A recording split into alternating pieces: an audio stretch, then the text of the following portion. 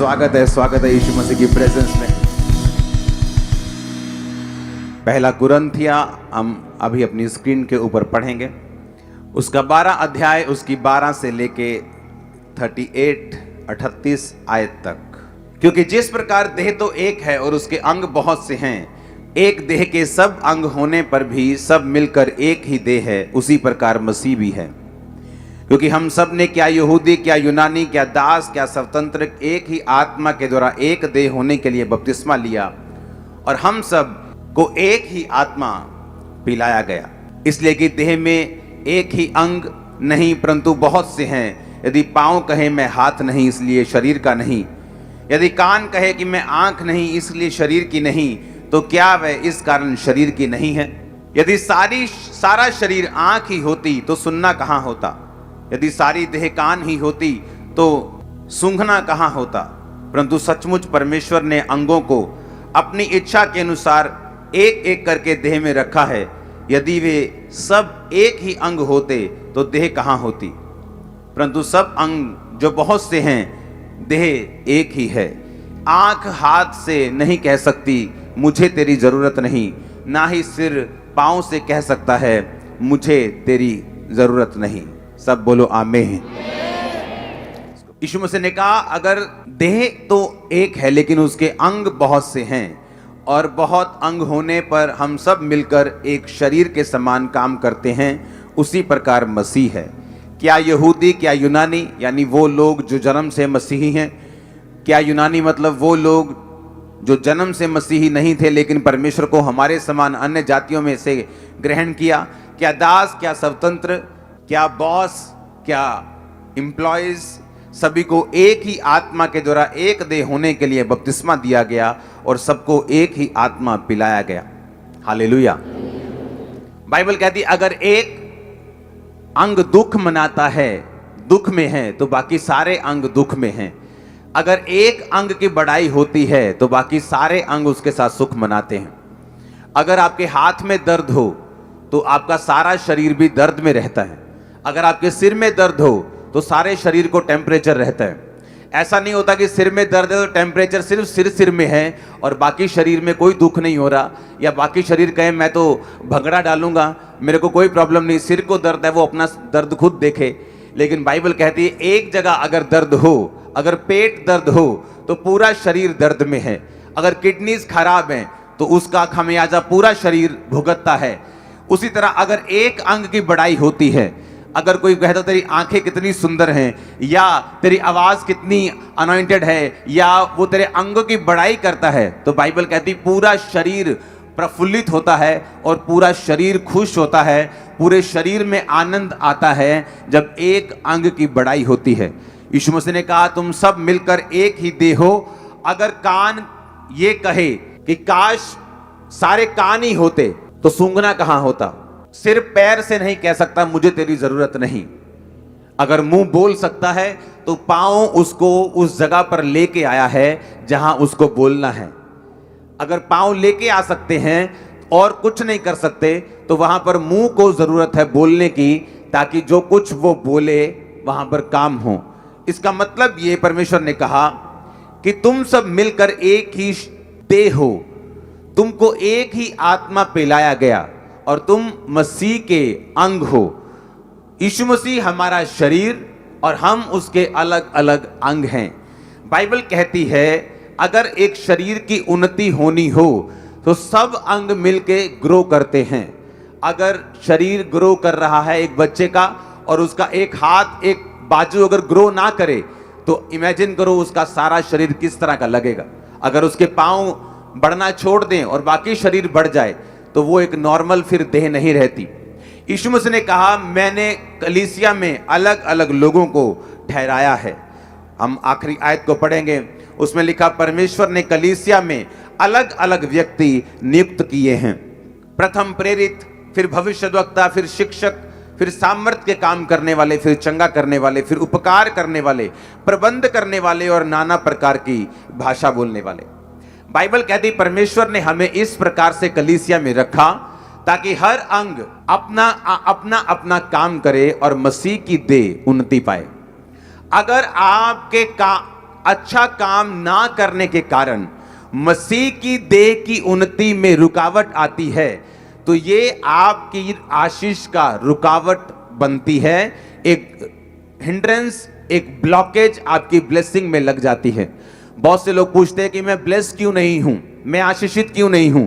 जिस तरह दूसरे लोग टेस्टिमनीज दे रहे हैं, जिस तरह दूसरे लोग गवाहियां दे रहे हैं, मैं उस तरह से गवाही मेरी जिंदगी में क्यों नहीं बन रही? क्योंकि बाइबल कहती है तुम एक अंग की तरह चुने गए हो और मसीह तुम्हारा शरीर है।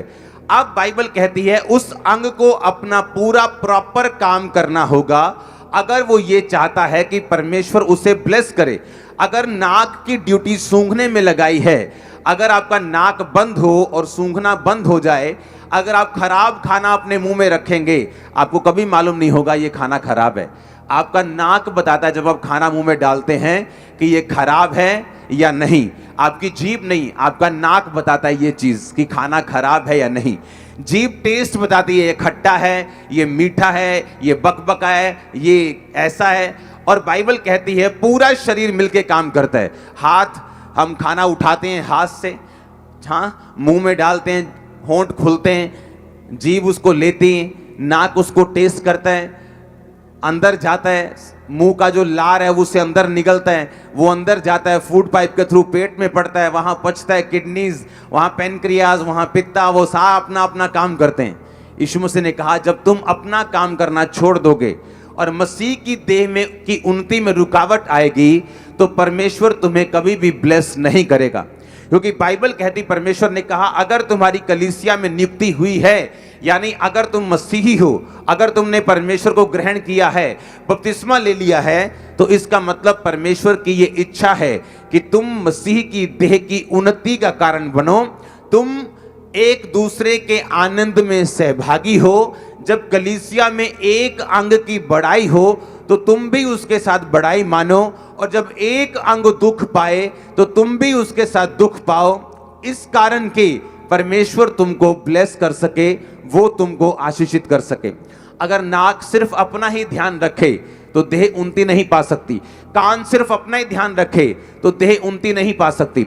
बाइबल कहती जिन अंगों को हम जरूरी नहीं समझते, निर्बल समझते हैं, वो बहुत ही आवश्यक है। बाइबल कहती जब प्रभु यीशु मसीह के टाइम पर जब लोग घरों में जाया करते थे अपने अतिथि बन के, मेहमान बन के, तो सबसे पहले उनके हाथों और पाँव को धुआया करते थे। सबसे गंदे पाँव होते थे।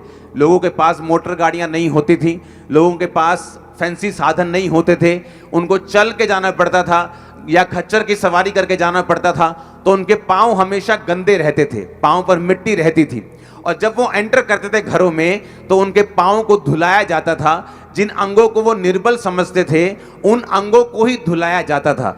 जो अंग आदर के काबिल नहीं समझे जाते कि गंदे हो गए, क्योंकि पेट गंदा नहीं हुआ, छाती गंदी नहीं हुई, टांगे गंदी नहीं हुई, हाँ कुछ गंदा नहीं हुआ, लेकिन पाँव गंदे हो गए। अब अगर पाँव गंदे हुए तो सबसे ज्यादा आदर भी परमेश्वर ने कहा कि पाँव को मिला जब उनको धुलाया गया। आमीन। अब बाइबल कहती है कि अगर तुम्हारी नियुक्ति परमेश्वर ने एक अंग के रूप में की है, तो तुम्हें यह देखना होगा कि मेरा इस कलीसिया में क्या काम है, कौन से अंग के रूप में मेरी नियुक्ति इस कलीसिया में हुई है। क्योंकि बाइबल कहती है कलीसिया में सिर्फ जो चर्च है, जो लोग हैं, वो सिर्फ आशीष लेने के लिए नहीं आते। जब आपकी मसीह में नियुक्ति होती है, उसी दिन से आप आशीष के हकदार बन जाते हो, उसी दिन से आप ब्लेसिंग के हकदार बन जाते हो, उसी दिन से आप चुने हुए बन जाते हो। सारे वायदे जो परमेश्वर ने आपकी जिंदगी में बाइबल के में किए हैं, वो सारे एक्टिवेट हो जाते हैं आपकी लाइफ में, वो सारे पूरे होने के लिए लाइन में हो जाते हैं। जिस दिन आपकी नियुक्ति कलीसिया में होती है, जिस दिन आप बपतिस्मा लेते हैं, जिस दिन आप परमेश्वर को अपनी जिंदगी देते हैं, उस दिन ये सारा कुछ निर्धारित हो जाता है। आमीन। अब हमें यह देखना है मेरी नियुक्ति इस कलीसिया में क्यों हुई, परमेश्वर मेरा काम क्या है इस सेवकाई में, तूने इस सेवकाई में, तूने इस मिनिस्ट्री में मुझे क्यों चुना, इस चर्च में तू मुझे क्यों लेके आया। क्योंकि बाइबल कहती है हर एक अंग का एक काम है। जो अंग दिखाई नहीं देते उनका भी काम है। आपकी बॉडी में पेनक्रियास एक ऑर्गन है, एक अंग है जो आपकी इंसुलिन को पैदा करता है। जब वो अंग काम करना बंद कर देता है तो लोगों को शुगर हो जाती, लेकिन आपको पता नहीं होता कि शुगर क्यों हो गई, क्योंकि एक अंग ने बॉडी के अंदर काम करना बंद कर दिया। और इसी तरह से बाहर के अंग हैं, एक कान ने काम करना बंद किया तो सुनना बंद हो गया, नाक ने काम करना बंद कर दिया, सूंघना बंद हो गया, टेस्ट खाने का समझ नहीं आ रहा, खराब है सही है कुछ भी पता नहीं चल रहा, आंख ने काम करना बंद कर दिया तो दिख नहीं रहा। चाहे अंग अंदर के हों चाहे अंग बाहर के हों, एक अंग बाहर के हैं जो सामने दिख रहे हैं, क्वायर, वॉलंटियर, एक अंग अंदर के हैं जो इस समय मीडिया में बैठे हैं, स्विचर में बैठे हैं, जो आपको देखने के लिए सुनने के लिए हेल्प कर रहे हैं। परमेश्वर ने कहा अंग चाहे बाहर के हों या अंग चाहे अंदर के हों, दोनों ही कलीसिया में बहुत जरूरी हैं, इसलिए कि हर एक अंग अपना अगर बेहतर काम करेगा और पूरा काम करेगा तो परमेश्वर उस अंग के कारण, सारे अंग मिलके काम करने के कारण जो शरीर है वो उन्नति पाएगा और वो ग्रो होगा। हम कई बार देखते हैं बच्चा 18 साल का है लेकिन ऐसे लग रहा है जैसे 12 साल का है, पूछते हैं ये 12 साल का लग रहा है 18 साल का नहीं लग रहा। हाँ, इसके पेट में प्रॉब्लम है, ये जो भी खाता है इसको डाइजेस्ट नहीं होता इसलिए इसकी ग्रोथ नहीं हो रही। अब बाकी अंग तो सही काम कर रहे हैं, एक पेट के सिर्फ काम ना करने के कारण वो अंग पूरी तरह से वो शरीर ग्रो नहीं हुआ।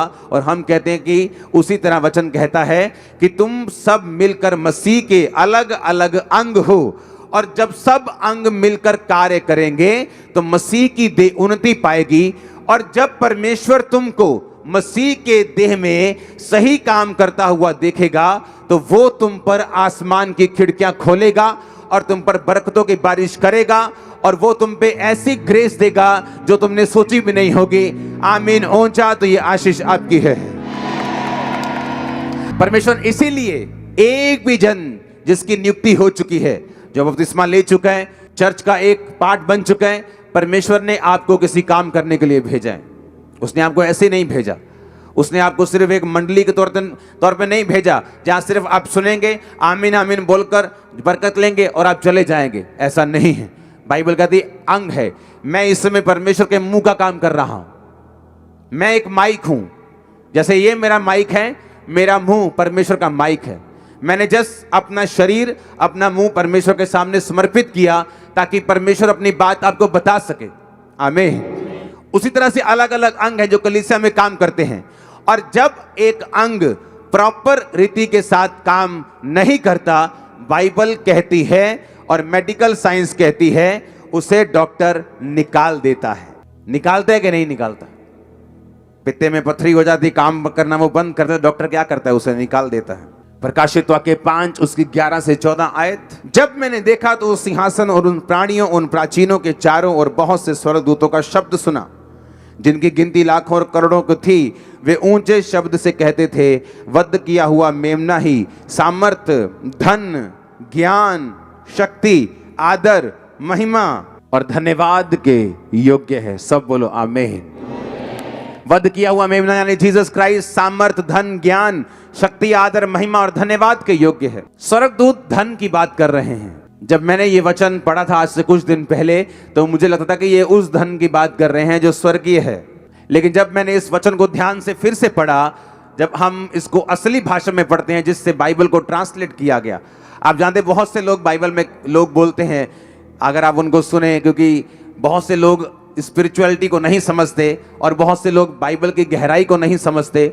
आपने लोगों को बोलते सुना होगा कि बाइबल में बहुत सी शोध हुई हैं, कि बाइबल में बहुत बारी शोध यानी कि मिस्टेक्स को दूर किया गया है। कहते ये 1000 बार बाइबल में शोध हो चुकी हैं। मैं उनको ये बताना चाहता हूं कि ऐसा नहीं है। बाइबल के एक भी बिंदु में कभी भी शोध नहीं हुई, एक बिंदु में। मैं चैलेंज करता हूं तुमको, कैसे मैं बताता हूं। इब्रानी भाषा जो है वो इतनी बड़ी है, अगर उसमें मैं बोलूं खुशी, जैसे हिंदी में बोलता हूं मैं आज मैं बहुत खुश हूं, अगर इब्रानी भाषा में मैं खुशी का शब्द देखूंगा तो उसको 10 तरह से बयान किया हुआ है। अगर मैं बोलता हूं कि मैं तुमसे प्यार करता हूं मेरे भाई, तो अगर वो भाई वाला प्यार है इब्रानी भाषा में उसका मतलब और है। अगर वो बेटे वाला प्यार है, अगर वो दूसरा प्यार है, अगर पति पत्नी वाला प्यार है, अगर परमेश्वर वाला प्यार है, अगर दुश्मन वाला प्यार है, अनकंडीशनल प्यार है, उसे अगापे बोलते हैं। भाइयों वाले प्यार को शायद फिलियो बोलते हैं। तो एक प्यार शब्द के लिए कितने ही शब्द हैं। इब्रानी में, लेकिन जब ट्रांसलेशन की गई बाइबल की, उसे इब्रानी भाषा से, जो पुराना नियम है उससे ट्रांसलेट, ओरिजिनल भाषा इब्रानी भाषा में थी और नया नियम ओरिजिनली यूनानी भाषा में था। जब उधर से बाइबल को ट्रांसलेट किया गया हिंदी, पंजाबी, इंग्लिश या किसी भी भाषा में, तो इन भाषाओं में इतनी वैरायटी नहीं थी कि वो शब्द इनको उसी तरह से समझाए जाएं। तो अगर वहां भाइयों वाला प्यार है तो हिंदी में आज भी अकेला प्यार लिखा है। अगर पति पत्नी वाला प्यार है तो बाइबल में वो भी प्यार है।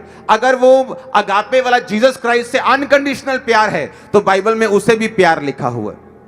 तो कई बार क्या होता था कि जब तक वो वचन, वो एग्जैक्ट शब्द नहीं मिलता अपनी भाषा में, यूनानी भाषा से अपनी भाषा में ट्रांसलेट करने के लिए, तब तक उसी शब्द को लिख देते थे और जब वो शब्द मिल जाता था तो उसकी शोध कर देते थे। उसे बोलते हैं बाइबल की शोध करना। ओरिजिनली बाइबल की एक बार भी शोध नहीं हुई। वो इन भाषाओं में इतनी कैपेसिटी नहीं थी कि यूनानी और इब्रानी भाषा को पूरी तरह से स्वीकार करके उन्हें एक्सप्लेन कर सकें। इसलिए मैं कहता हूं, मैं आपको चैलेंज करता हूं, बाइबल की एक बार भी शोध कभी नहीं हुई, लाइफ में ना होगी। वो वचन खुदा का है, वो सिद्ध था, है और रहेगा। आमीन। बाइबल में स्टेट ऑफ फैक्ट्स हैं, जहां पर वो उसे परमेश्वर का वचन नहीं बोलते लेकिन फैक्ट्स बोलते हैं।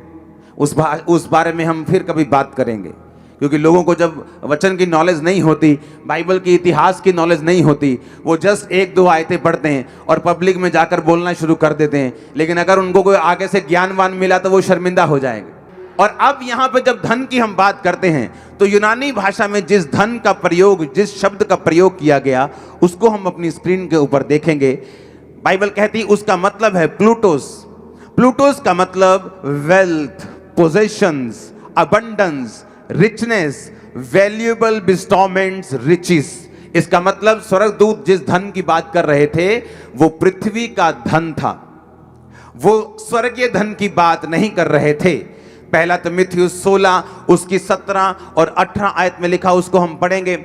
हे संसार के धनवानों को आज्ञा दें कि वे अभिमानी ना हो और इस चंचल धन पर आशा ना रखें, परंतु परमेश्वर पर जो हमारे सुख के लिए सब कुछ बहुतायत से देता है। 17 आयत को फिर से पढ़ेंगे कि वो चंचल धन पर आशा ना रखें।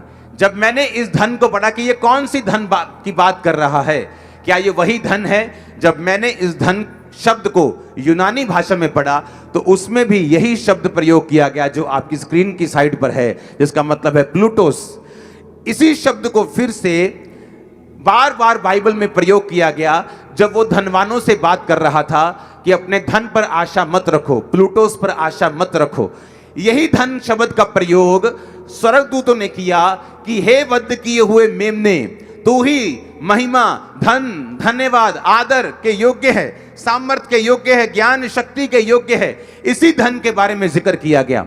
मैं बड़ा हैरान था कि वही धन जो परमेश्वर नीचे प्रयोग कर रहा है, ये उसी धन की स्वर्गदूत बात कर रहे हैं, स्वर्ग में बात कर रहे हैं, जीसस क्राइस्ट को बोल रहे हैं कि तू ही इस धन के योग्य है। बाइबल कहती है मत्ती 6 उसकी 19 और 20 आयत और उसकी 21 और 24 आयत में, अपने लिए पृथ्वी पर धन इकट्ठा ना करो जहां कीड़ा और काई बिगाड़ते हैं, जहां चोर सेंध लगाते और चुराते हैं। यहां पर भी जिस धन का शब्द का प्रयोग किया गया, यह भी प्लूटोस से लिया गया। हाँ, 24 आयत को पढ़ेंगे इसके बाद। कोई मनुष्य दो स्वामियों की सेवा नहीं कर सकता, वह एक से बैर और दूसरे से प्रेम रखेगा और एक से मिला रहेगा और दूसरे को तुच्छ जानेगा। तुम परमेश्वर और धन, प्लूटोस, दोनों की सेवा नहीं कर सकते। अब बोलो आमीन।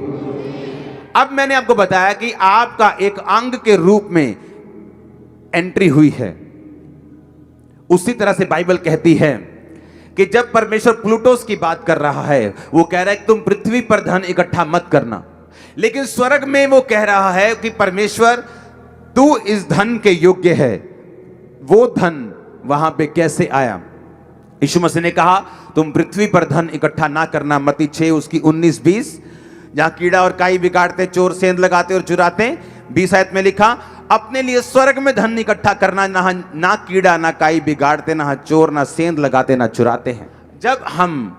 मुझे मालूम है, जब मैं चर्च में एक अंग के रूप में था तो मैं फाइनेंशियली चर्च को लगता था कि मुझे अपने फाइनेंस से चर्च की सेवा करनी है, क्योंकि मेरा जो काम था वो एक ब्लेसिंग बनना था, फाइनेंशियली सपोर्ट करना था। अब मुझे धरती पर धन इकट्ठा करने की आज्ञा नहीं, और परमेश्वर ने कहा तुम धरती पर धन इकट्ठा नहीं करना, स्वर्ग में करना। तो स्वर्ग में वो धन इकट्ठा कैसे हो सकता है? जब मैं वो धन परमेश्वर के सामने रख दूंगा, जब मैं वो धन परमेश्वर के राज्य में बो दूंगा, मेरा वो धन डायरेक्ट स्वर्ग में जाता है। और परमेश्वर के सामने स्वर्गदूत फिर यही बोलते हैं कि तू इसी धन और महिमा और सामर्थ के योग्य है। बाइबल कहती है जो भी हम बोते हैं, परमेश्वर ने कहा था एक औरत को जिसने एक बहुत महंगा इत्र उसके पांव पर उंडेल दिया था, परमेश्वर ने कहा था, और चेले नाराज हुए थे कि परमेश्वर पर यह क्यों उंडेला गया, इसको अगर बेच देते तो काफी गरीबों की सहायता हो जाती। और यीशु मसीह ने कहा था इसने मेरी देह पर ये मला है, और जहां जहां कहीं सुसमाचार प्रचार होगा इस बात का जिक्र किया जाएगा। मैं आपको ये बताता हूं, जो उसने बोया था वो यहां तो खत्म हो गया, लेकिन स्वर्ग में जमा हो गया। वहां जीसस क्राइस्ट सदा तक उसकी बात करते रहेंगे। उसने कहा था सदा तक उस धन की, उस बोने की बात होती रहेगी, स्वर्ग में भी उसकी बात होती रहेगी। जो कुछ उस औरत ने किया हमें ये मालूम है, आपको मालूम, हर एक अंग का अलग अलग काम है। अगर परमेश्वर ने आपको यहां से उठाकर अगर अमेरिका भेजा है तो इसका मतलब परमेश्वर ने आपको चर्च को फाइनेंशियली सपोर्ट करने के लिए भेजा है। और अगर जब आप अपना अंग काम करना बंद कर देते हैं, जिस काम के लिए परमेश्वर ने आपको भेजा, अगर आप सिंगिंग सीखते हैं तो आपको क्या पता, आपको क्या मालूम कि परमेश्वर ने वो आपको चर्च की सेवकाई के लिए दी है। अगर आप किसी कैरियर में हैं, आप अच्छी आईटी में हैं, आप कैमरा चलाना जानते हैं, आप सफाई करना जानते हैं, प्रबंध करना जानते हैं, बाइबल कहती है कोई प्रबंध करने वाला है, कोई उपकार करने वाला है, कोई बोने वाला है, कोई गैर भाषा बोलने वाला है। क्या सब प्रबंध करते हैं? क्या सब गैर भाषा बोलते हैं? क्या सब चंगा करते हैं? परमेश्वर ने कहा नहीं, हर एक अंग जब अपना अपना काम करेगा तो वो आशीषित ही होगा। इसलिए पौलुस ने कुछ कलीसियाओं को बोला कि मेरा परमेश्वर तुम्हारी हर घटी को महिमा सहित मसीह यीशु में पूरा करेगा। किन कलीसियाओं को? जिन्होंने पौलुस की मिशनरी कामों में पौलुस की सहायता की थी। पौलुस का अपना बिजनेस था, बाइबल कहती है वो अपना काम खुद करके टेंटों को सीकर अपना और अपने टीम का वो पेट को पालता था, लेकिन जो चर्च का पैसा था वो चर्च के कामों में लगाता था। लेकिन बाइबल कहती है जब चर्च के लोग मिशनरी कामों में उसकी सहायता करते थे तो पौलुस उनको आशीष के शब्दों को बोलता था। परमेश्वर ने कहा तुम मूसा की बात को सुनोगे, मूसा से मैं बात करूंगा, मूसा की अगुवाई मैं करूंगा, और तुम लोग मूसा की बात सुनोगे, और जो कोई उस भविष्यद्वक्ता की बात को सुनेगा वो सब लोग आशीषित होंगे। कलीसिया को परमेश्वर ने इसी तरह से बनाया है। बाइबल कहती है परमेश्वर अपने अगुए से बात करता है और दर्शन देता है और विजन देता है। अगुआ उस दर्शन को शेयर करता है, लोग उस दर्शन के शेयर करने के बाद अपने अपने काम में लग जाते हैं। मीडिया अपने काम में लग जाता है, हाँ सोशल मीडिया अपने काम में लग जाता है, प्रचारक अपने काम में लग जाते हैं, इवेंजलिस्ट अपने काम में लग जाते हैं, बोने वाले अपने काम में लग जाते हैं। बाइबल कहती है जो कोई अंग अपने अपने काम में नहीं लगता दर्शन सुनने के बाद, वो अंग अपने नाश का कारण खुद ही हो जाता है। जब एक पित्ता खराब होता है तो डॉक्टर उसे दवाई से ठीक करने की कोशिश करता है, लेकिन जब वो खराब होता जाता है, पत्थरियां बढ़ती जाती और वो डेंजर बन जाता है, वो एक खतरा बन जाता है, तो डॉक्टर उसको एक दिन रिमूव कर देता है। परमेश्वर आपको सुधारने की कोशिश करता है, वो आपको चांस देने की कोशिश करता है, लेकिन जब वो आपको देख लेता है कि आप किसी काम के नहीं, तो बाइबल कहती है वो माली को बोलता है कि इसको काट दे और इसकी जगह एक दूसरा पेड़ लगा जो बढ़ सके और फल दे सके, क्योंकि मेरे परमेश्वर ने तुम्हें इसीलिए चुना है, लगाया है कि तुम बहुत सा फल लेके आ सको और तुम्हारा फल बना रहे। आमीन। हर एक व्यक्ति को यह ध्यान देना चाहिए कि मेरा कलीसिया में क्या रोल है। क्या मैं सुसमाचार में रोल निभा सकता हूं? क्या मैं गा सकता हूं? क्या मैं साफ सफाई कर सकता हूं? क्या मैं इवेंजलिज्म कर सकता हूं? क्या मैं प्रार्थना और उपवास करके अपने अगुए के लिए प्रार्थना उपवास कर सकता हूं? उसके विजन के लिए मैं उपवास कर सकता हूं? क्या मैं फाइनेंशियली ब्लेस हूं तो क्या मैं बो सकता हूं? बाइबल कहती आपकी लाइफ में एक भी चीज इत्तेफाक से नहीं हुई। इब्रानी भाषा जिसमें ओरिजिनली भाषा बाइबल लिखी गई है, उसमें एक भी बार भी इत्तेफाक नाम का शब्द नहीं है। अगर परमेश्वर ने आपको जो कुछ भी दिया है बचपन से लेके, बॉर्न से लेके, जन्म से लेके, चाहे जब आप मसीह में नहीं भी थे, वो जानता था कि आपको उसने कब बुलाना है। बाइबल कहते ही जब समय आया कि वो अपने पुत्र पर अपने आप को प्रकट करे, अपने पुत्र को जगत पर प्रकट करे। इसका मतलब हर एक चीज का समय होता है। और जब आपकी लाइफ में समय आया कि आपको परमेश्वर आप पर अपने आप को प्रकट करे, फिर आपको जगत के ऊपर प्रकट करे। चाहे आप यीशु मसीह को तब तक नहीं जानते थे, लेकिन फिर भी परमेश्वर ने आपको वो करने दिया जो उसका डिवाइन प्लान था। कि आप एक अकाउंटेंट थे, कि आप एक सीए थे, कि आप एक कंप्यूटर इंजीनियर थे। कुछ भी जो परमेश्वर ने आपको करने के लिए दिया, लेकिन जब परमेश्वर ने आप पर अपने आप को प्रकट कर दिया, तो परमेश्वर यह चाहता है कि जो वरदान आपके अंदर था, अब वो कलीसिया की, परमेश्वर की देह की, परमेश्वर के शरीर की बढ़ोतरी के लिए यूज होना चाहिए। और बाइबल कहती है जब एक अंग अच्छा काम करता है, उसकी बड़ाई होती है, ग्रो करती है पूरी चर्च, पूरे देह, परमेश्वर की पूरी देह जब ग्रो करती है, तो परमेश्वर उन अंगों को आशीषित करता है जिनके कारण वो देह, वो शरीर जो है वो ग्रो हुआ है। बाइबल कहती है नehemiah जब परमेश्वर के जाकर शहरपना को, यरूशलेम की और फाटकों को बनाने के लिए गया, तो वहां बहुत सी उसने कुरीतियों को देखा। उसने परमेश्वर के भवन में जाके देखा तो कोई क्वायर नहीं थी, कोई साफ सफाई करने वाला नहीं था, कोई काम करने वाला नहीं था। कारण क्या? क्योंकि जो अमीर लोग थे वो अपने अपने ब्याज के धंधों में, अपने अपने बिजनेस में बिजी थे। अमीर लोग जो थे वो सरकारों के साथ फाइट नहीं कर रहे थे, राजा के साथ फाइट नहीं कर रहे थे। चाहे शहरपना टूटी हुई थी शहर की, चाहे फाटक जले हुए थे, चाहे परमेश्वर का भवन त्यागा हुआ था, लेकिन उनको कोई मतलब नहीं था। उनको ये था कि अगर हम राजा के खिलाफ बोलेंगे, हमारा माल आना बंद हो जाएगा, धंधो बंद हो जाएगा, भाई धंधा बंद हो जाएगा। क्या करेंगे? माल है तो सब है, कि माल रुकना नहीं चाहिए, धंधा करते रहना चाहिए। अपने लोगों से भी ब्याज लेते थे, क्रिश्चियन से भी ब्याज लेते थे, और अमीर होते जा रहे थे। और जब नehemiah वहां पे आया, उसने उनको लाहनतें दी, उनकी क्लास लगाई, उनको झिड़का, उनको आने वाले क्रोध के बारे में बताया जो परमेश्वर का उन पे आने वाला था। कि अगर परमेश्वर ने तुमको अमीर किया है, तो परमेश्वर ने तुम्हें बोने के लिए किया है। तुम सब लोग अपना अपना टाइट भवन में लेके आओगे, और उस टाइट से तनख्वाहें दी जाएंगी, भवन की सफाई की जाएगी, भवन की मुरम्मत की जाएगी, भवन के काम किए जाएंगे। और बाइबल कहती लोगों ने तौबा की, बहुत से रईसों ने भी तौबा की, अपने भाइयों से ब्याज लेना बंद करके अपना धंधा किया। परमेश्वर अमीर होने से मना नहीं करता। यीशु मसीह ने नहीं कहा कि अमीरी बुराई की जड़ है।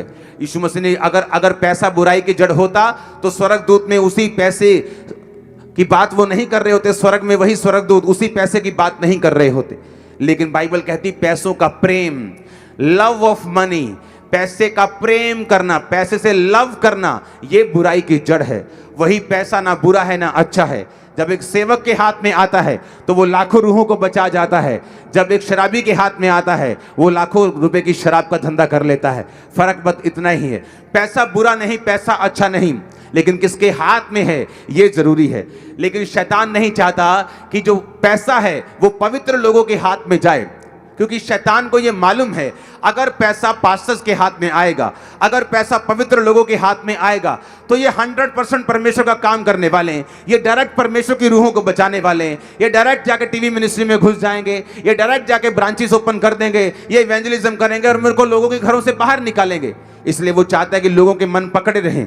जो लोग अमीर हैं, ऐसे लोग हैं जो फॉरेन में हैं, लेकिन कभी अपना टाइथ नहीं निकालते, कभी अपने बीजों को सबमिट नहीं करते।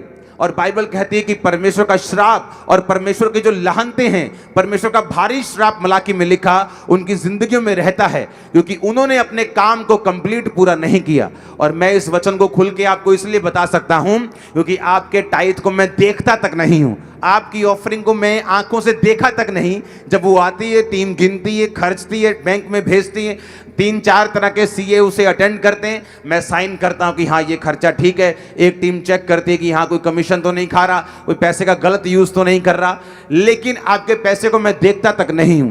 इसीलिए मैं खुल के आपको बता सकता हूं कि आप अगर अपने गिफ्ट का प्रयोग नहीं करते, उसी धन का जो स्वर्गदूत भी स्वर्ग में उसी धन की बात कर रहे हैं कि जीसस, इस धन के तू योग्य है, और ये वही धन है जो तेरे लोगों ने पृथ्वी के ऊपर तेरे राज्य को, तेरी देह को बढ़ाने के लिए बोया था। और बाइबल कहती उसी धन के कारण जो आज धरती पर बोते हैं, या अपने वरदानों के कारण जो परमेश्वर ने आपको वरदान दिया है, मेक श्योर आप उसे किंगडम के लिए यूज कर सकें। आपके कॉल्स आनी चाहिए कॉल सेंटर में कि मैं एक सीए हूं, मैं चर्च में सेवा करना चाहता हूं। अभी चाहे आपकी सेवा की जरूरत ना हो, लेकिन आपका नाम नोट करके फ्यूचर में आपको सेवा दी जा सकती है। मैं एक मिस्त्री हूं, मैं एक कॉन्ट्रैक्टर हूं, मैं ये हूं, मैं आईटी में हूं, मैं अच्छे पैसों को कमाता हूं, मैं सीड बोना चाहता हूं। आपके कॉल्स आने चाहिए।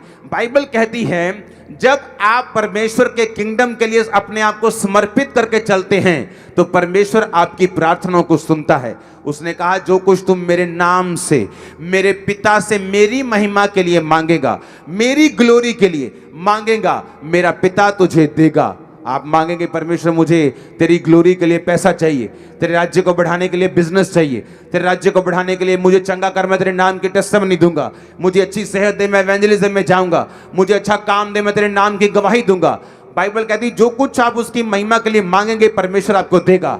आज से मैं आपके लिए प्रोफेसी करता हूं, हर एक अच्छी चीज के आप हकदार होंगे यीशु मसीह के सामर्थी नाम में। आपके लिए मैं प्रोफेसी करता हूं, अच्छे बिजनेस के आप हकदार होंगे यीशु मसीह के सामर्थी नाम में। आपके लिए मैं प्रोफेटिक वर्ड देता हूं, आपके बच्चे हर एक अच्छी चीज के हकदार होंगे और वो परमेश्वर की महिमा के लिए यूज किए जाएंगे। आपके लिए मैं प्रोफेसी करता हूं, आपके बच्चे जवानी से पहले ही यूज किए जाएंगे परमेश्वर की महिमा के लिए। वो खुदा के नाम को ऊंचा करने के लिए इस्तेमाल किए जाएंगे। जब वो जवानी में पहुंचेंगे ग्रेट होंगे यीशु मसीह के सामर्थी नाम में। मैं नहीं जानता मैं किससे बात करूं, लेकिन अगर ये आपका आमीन ऊंचा होना चाहिए। हर एक ओवरफ्लो, हर एक ब्रांच आमीन ऊंचा। मेक श्योर अगर मेरे पास एक वरदान है कि मैं चर्च की हेल्प कर सकता हूं और मैं उसको यूज नहीं करता, तो अंत के दिन में बाइबल कहती मेरा न्याय होगा। नेहेमिया ने जब लानतें डाली, जब उनको कोसा, उनको बताया कि बाइबल के मुताबिक तुम पर श्राप आएंगे अगर तुम अपने वरदानों का यूज नहीं कर रहे, तो बाइबल कहती उन्होंने तौबा की। भवन में वो पैसों को लाने लगे, भवन में फिर से गवैये आने लगे, सफाई करने वाले आने लगे, सब तरह के जो ड्यूटीज थी लोगों को वापस मिलने लगी, क्योंकि टाइट आने लगा और उनके पैसे वो पे करने लगे, तनख्वाहें जाने लगी। नेहेमिया किसी काम से वापस गया, लोगों ने जो अमीर लोग थे उन्होंने पैसा देना फिर बंद कर दिया। नेहेमिया जब वापस आया तो बाइबल कहती सफाई करने वाले कहीं और थे, बोने वाले चले गए थे, पैसा नहीं था तो गवैये चले गए।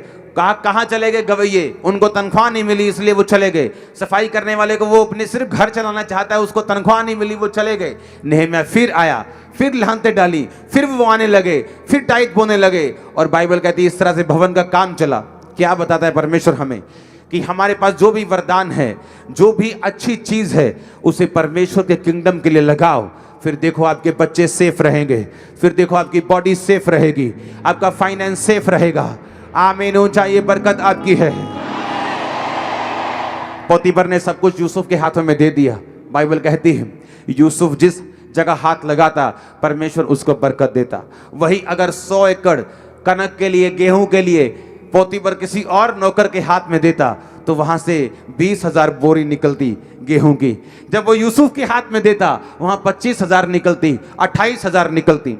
पोतीफर ने देखा कि यूसुफ तू जिस काम में हाथ लगाता है तेरा परमेश्वर यहोवा तुझको बरकत देता है। और बाइबल कहती है उसने सब चीजों को यूसुफ के हाथ में कर दिया, सिर्फ उसकी पत्नी को छोड़ के, और सिर्फ शैतान ने उसकी पत्नी के ऊपर अटैक किया। क्या हमने अपने फाइनेंस को, हम बोलते हैं एक बार साधु सुंदर सिंह, जिसे ब्लीडिंग फीट प्रॉफिट बोलते हैं, आजकल के फेक लोगों की तरह नहीं, ब्लीडिंग जो नंगे पांव चला करता और उसके पांव से खून निकलता जब वो चलता था। सामर्थ से धनी, अभिषेक से धनी, वो एक औरत के घर में गया। बहुत बारिश हो रही थी और साधु सुंदर सिंह को बुखार हो गया, और वो एक औरत के घर में दरवाज़ा खटखटाया और वो औरत बाहर निकली। वो क्रिश्चियन औरत थी। साधु सुंदर सिंह ने कहा मेरी बहन बारिश बहुत है और मुझे बुखार है, मैं आराम करना चाहता हूँ, क्या मैं तेरे घर में रुक सकता हूँ? कहती तुसी ना ऐ करो, मैं ना तुहाडे लई प्रेयर करांगी। कहता जिसके सामने तू प्रार्थना करेगी ना वो मेरे अंदर है, मेरे साथ खड़ा है। जिसके सामने तूने प्रेयर करनी है ना वो मेरे साथ खड़ा है, वो मेरे अंदर है। क्या प्रेयर की बात कर रहे हैं? मैं परमेश्वर का दास हूं, तो जब प्रार्थना की जरूरत नहीं, बोने की जरूरत है, वहां तुम प्रार्थना नहीं कर सकते। अब पास्टर जी प्रेयर करांगे उसी, तुम अपने पास्टर से ज्यादा प्रेयर नहीं कर सकते। तुम में और तुम्हारे स्पिरिचुअल फादर में हमेशा तुम्हारा स्पिरिचुअल फादर राइट होगा, और तुम्हारे स्पिरिचुअल फादर और खुदा में खुदा हमेशा राइट होगा। तो उसने कहा मुझे तेरी प्रेयर की जरूरत नहीं है, मुझे रेस्ट की जरूरत है। इमेजिन करो, अच्छी पोजीशंस पे जाने के बाद, अच्छे देशों में जाने के बाद भी अभी भी लोगों के दिल चिड़ियों के जैसे हैं। चिड़ी का होता है ना दिल, छोटा सा। मैं आपको एक अच्छे विश्वासी और एक बुरे विश्वासी में फर्क बताता हूं। एक ऐसा विश्वासी जो पैसे में कंजूस है, बाइबल बयान करती है वो परमेश्वर से प्यार नहीं करता है, क्योंकि तुम परमेश्वर और धन दोनों की सेवा नहीं कर सकते।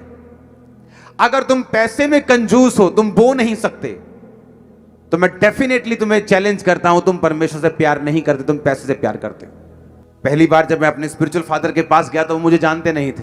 मैं अपने पास बहुत फैंसी कैमरास लेके गया था, बहुत महंगे कैमरास। तो वहां मैं अपने चर्च की रिकॉर्डिंग लेके गया, देखो मेरे पास लोग हैं, ये है फोटोज अपनी सबकी। तो मैंने वो सारे गैजेट्स, वो लैपटॉप शायद, वो सब कुछ मैंने उनके पास एक टीम के जरिए पहुंचाया। मैं वहीं पे था, तो मैंने कहा आप उनको दिखा देना एक बार। तो जब उन्होंने मुझे अपने पास बुलाया तो उन्होंने सब वो देखा, तो मेरे को वो वापस करने लगे। तो पवित्र आत्मा ने बोला कि इसे वापस मत लेना, जबकि मैं उसे बोने के लिए नहीं लेके गया था, जस्ट उनके वो टेबल पे था। तो मुझे ये अच्छा नहीं लगा कि मैं उनके टेबल से वो चीज़ें वापस लेके आऊँ। तो मैंने कहा नहीं, मैं ये वापस लेने के लिए नहीं लेके आया, जब मैं लेके उसे वापस लेने के लिए गया था। तो मैंने कहा नहीं, वापस नहीं मैं लेना, आप इसे आप यूज़ कर लो। आप मैंने साइड पे उसे रख दिया। मेरी लाइफ में, मेरी कंप्लीट क्रिश्चियन लाइफ में ऐसा कभी नहीं हुआ कि मैं अपने स्पिरिचुअल फादर के पास गया हूं और खाली हाथ गया हूं, इसलिए मैं भरा हुआ हूं। एक बार मैं बहुत बड़ा बीज, लाखों रुपए का बीज लेके गया, और उन्होंने जब उसे देखा, वो ज़्यादा, कोई भी अनॉइंटेड मैन पैसों से प्यार नहीं करता। आप बड़ा बीज दे दें तो वो भी सेवकाई के लिए, आप छोटा दे दें वो भी सेवकाई के लिए, वो कौन सा उनके पर्सनल लाइफ में यूज होना है। लेकिन उनको ये मालूम होता है कि हाँ ये व्यक्ति मेरी सेवकाई में बोता है, इसका मतलब ये मेरे साथ प्यार करता है, मेरे साथ डेडिकेट है। अगर आप अपने स्पिरिचुअल फादर के रास्तों को ओपन नहीं कर सकते, आपके रास्ते कभी ओपन नहीं होते। मैंने बहुत से स्पिरिचुअल सन्स देखे जो अपने फादर को यूज करते हैं सिर्फ रूहों को लेने के लिए, लेकिन एक्चुअल में आपको सपोर्ट करने के लिए परमेश्वर ने भेजा होता है, ताकि आपको भी ऐसे लोग आपकी लाइफ में मिलें। मैं इमेजिन नहीं, मैं अपने सपने में भी इमेजिन नहीं कर सकता कि मैं अपने स्पिरिचुअल फादर के पास जाऊं और ही हु करके वापस आ जाऊं बिना बोए।